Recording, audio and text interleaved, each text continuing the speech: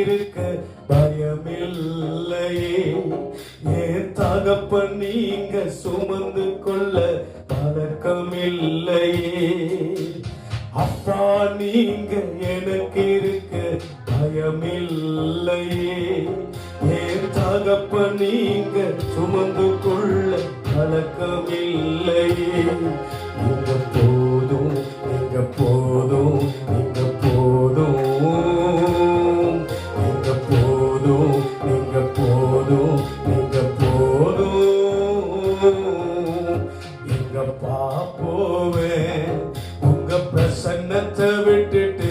என்னோட கூட சேர்ந்து ஆண்டவருடைய நாமத்தை மகிமைப்படுத்தலாம்.